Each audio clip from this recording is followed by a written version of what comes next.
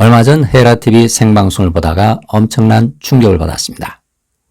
제가 새로 쓴 책 홀로그램 현실의 비밀, 느껴지면 풀려난다를 읽어보지도 않은 이 헤라님이 이 책이 헤라TV의 티토크에 나오는 내용들을 고스란히 베껴서 책으로 간추려 놓았다고 말하는 것이었습니다. 심지어 다른 여러 유튜브 채널들의 내용도 함께 발췌해 짜깁기 해놓았다는 말도 했습니다.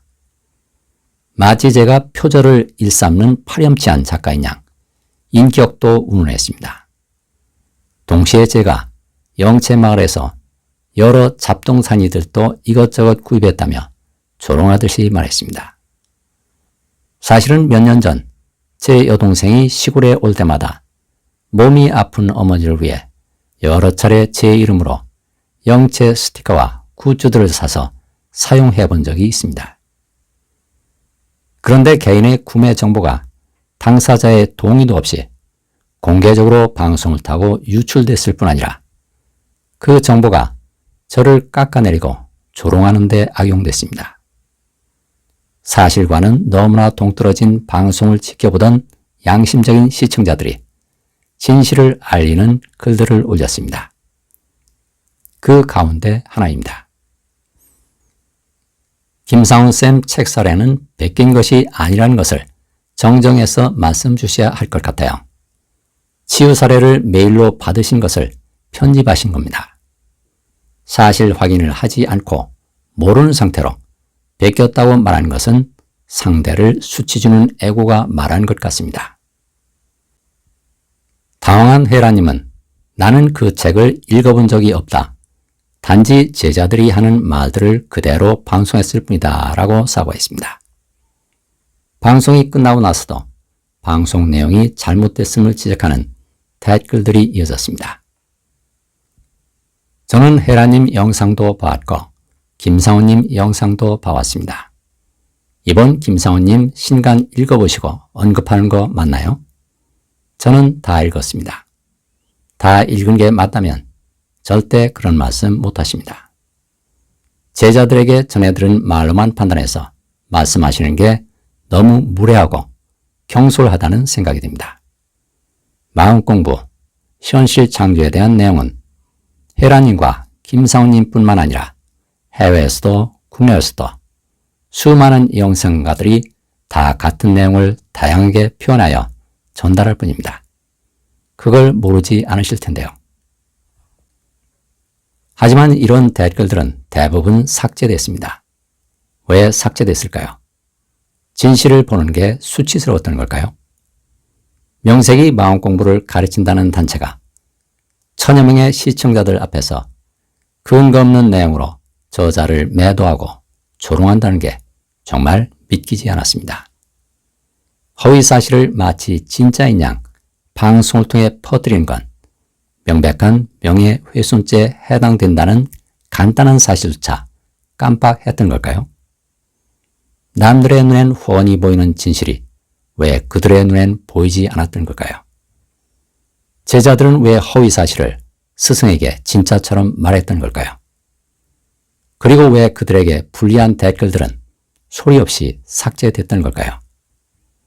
누가 진실을 말하는지는 책을 펼쳐보기만 해도 금방 드러납니다. 그래도 우긴다면 법정에서 금방 진실이 가려질 것입니다. 난생 처음 방송상에서 그런 어이없는 조롱을 당하는 동안 저는 상상을 초월하는 수치심을 느꼈습니다. 하지만 화가 난다거나 괴롭지는 않았습니다. 상대가 큰 실수를 범하고 있다는 걸 훤히 알고 있었기 때문입니다. 그럼에도 불구하고 제 등줄기에선 식은땀이 쫙 흘러내렸습니다. 많은 사람들 앞에서 공개적으로 우롱당하는 수치심이었습니다. 사실 그때 저는 거실의 식탁 위에 핸드폰을 올려놓고 거울 앞에서 그 방송을 듣고 있었습니다. 그러니까 제가 생방송으로 생생하게 우롱당하는 제 모습을 관찰자의 눈으로 지켜보면서 수치심을 생생하게 느끼고 있었던 것입니다. 관찰자인 창조주가 제게 내려주는 선물임도 금방 알았습니다. 그러다가 새벽에 깨어나는데 지나간 상황이 다시 떠오르면서 몸이 덜덜 떨리는 게 느껴졌습니다.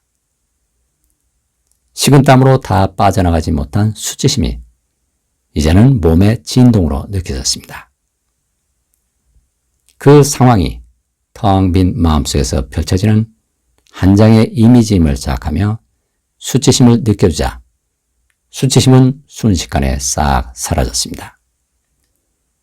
그래서 그 상황을 되돌아봐도 수치심은 더 이상 올라오지 않았습니다. 수치심은 완전히 빠져나간 것입니다. 내가 현실이라고 믿는 3차원 공간은 육안이 붙어있는 내 몸 앞에서만 펼쳐지는 홀로그램 환영입니다. 육안이 붙어있지 않은 내 몸 뒤쪽은 텅 비어 있습니다. 내 몸 앞의 공간은 내 몸 뒤의 공간을 빌려서 생기고 내 몸 뒤의 공간은 내 몸 앞의 공간을 빌려서 생기는 환영입니다. 그래서 짝이 되는 양쪽 공간을 동시에 바라보는 순간 텅 비어버립니다. 이렇게 텅 빈 마음속에서 감정을 느껴주면 감정은 텅 빈 마음속으로 사라집니다. 그런데 그날 밤에 그 수치스러운 상황은 왜 내 눈앞에 펼쳐졌던 걸까요? 내 무의식 속에 억눌려 있던 수치스러운 나라는 인격체가 공명하는 타인의 인격체를 끌어들여 수치스러운 상황을 연출해냈던 것입니다. 그러니까 나에게 엄청난 수치심을 일으킨 상대 무의식 속에도 역시 똑같은 수치심이 억눌려 있다는 말입니다. 공명하지 않으면 현실로 나타날 리 없습니다. 남이 쓴 책을 읽어보지도 않고 이 책은 다른 유튜브 채널들을 고스란히 베낀 것이고 표절이고 짜깁기다 라는 식으로 매도해버리는 이유는 뭘까요? 오로지 나 혼자만이 진리를 말할 수 있다는 오만일까요? 지식과 진리는 다릅니다.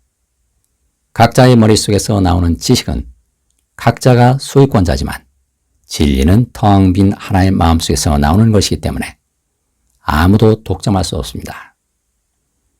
진리는 내가 태어나기 훨씬 이전부터 이미 존재했고 내가 사라진 훨씬 이후에도 영원히 존재합니다. 영원한 진리를 찰나적인 존재인 어느 한 개인이 독점할 수 있습니까? 만일 내가 어떤 사람으로부터 진리의 말을 듣고 내 것으로 완전히 소화했다면 그 진리는 곧 나의 진리이기도 합니다. 또 만일 남들이 내가 전하는 진리의 말을 듣고 완전히 소화했다면 그 진리는 곧 그들의 진리이기도 합니다. 그래서 진리에 눈을 뜬 수많은 사람들이 서로 다른 입으로 하나의 진리를 말하고 서로 다른 종교들이 하나의 진리를 말하게 되는 것입니다. 나를 붙들고 있으면 나를 높이고자 남을 깎아내리게 됩니다. 창조진 텅 빈 마음속엔 나도 없고 너도 없고 높음도 없고 낮음도 없고 잘남도 없고 못남도 없습니다. 짝이 되는 모든 생각들은 항상 제로 상태로 돌아갑니다.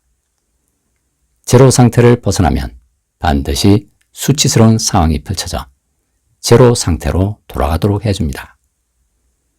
그래야 모든 상황이 다시 텅 빈 무한한 사랑 속에서 흘러갈 수 있기 때문입니다. 이번 사례도 이런 이치를 다시 한번 우리 모두에게 일깨워줍니다. 오늘은 저의 치유 사례였습니다. 치유 사례를 보내줄 곳은 swkim1217@naver.com입니다. 감사합니다.